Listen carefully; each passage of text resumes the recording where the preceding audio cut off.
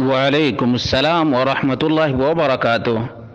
اللہ رب العالمین خیر و عافیت میں رکھے، صفائی اور طہارت کا، نظافت کا خیال رکھنے کی توفیق عطا فرمائے۔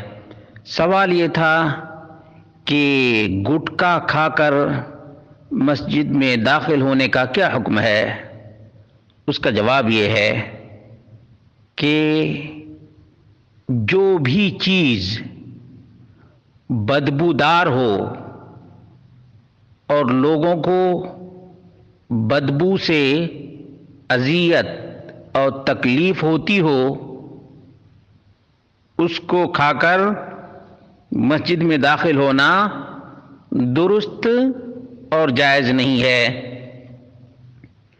صحیح مسلم کی حدیث نمبر 564 ہے۔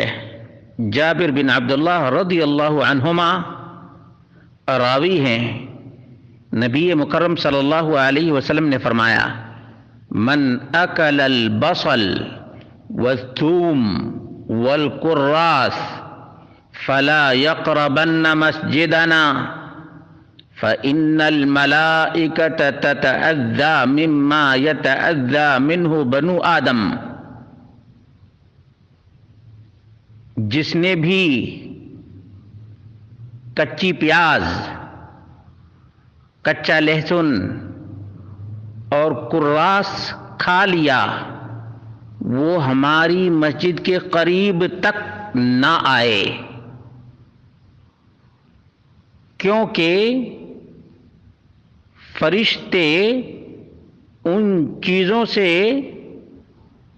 اذیت محسوس کرتے ہیں جن چیزوں سے انسان کو اذیت اور تکلیف ہوتی ہے۔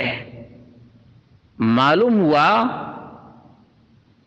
کہ بدبو دار چیز لے کر یا جس کے منہ سے بہت بدبو نکلتی ہو، اسے پہلے منہ صاف کرنا چاہیے، اس کے بعد ہی مسجد میں داخل ہونا چاہیے۔ اور اگر کوئی گٹکا کھا کر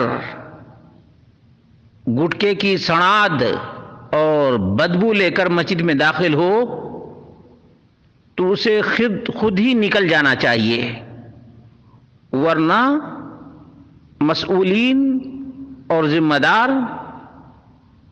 ہٹا سکتے ہیں، بول سکتے ہیں کہ گٹکا کھا کر مسجد میں نہیں آنا۔ جب کچی پیاز کھا کر، حلال چیز ہے، حلال چیز، لیکن حلال چیز کی بدبو کی وجہ سے اللہ کے رسول صلی اللہ علیہ وسلم نے صاف منع کر دیا، مسجد میں داخل ہونے سے ہی نہیں بلکہ مسجد کے قریب تک نہ آئے، مسجد کے قریب تک نہ آئے۔ جو لوگ سگریٹ کے اور بیڑی کے اور یہ گٹکا وغیرہ کے عادی ہیں، انہیں اللہ رب العالمین سے ڈرنا چاہیے۔ ایک تو یہ حرام چیز ہے کیونکہ نشہ آور ہے، دوسری انجوریس ٹو ہیلتھ، صحت کے لیے نقصان دہ ہے، تیسری چیز یہ ہے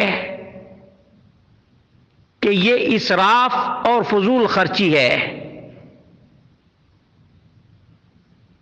اور فضول خرچی کرنے والا شیطان کا بھائی ہے، شیطان کا۔ ان المبذرین کانوا اخوان الشیاطین۔ تو یہ بات یاد رکھنی چاہیے۔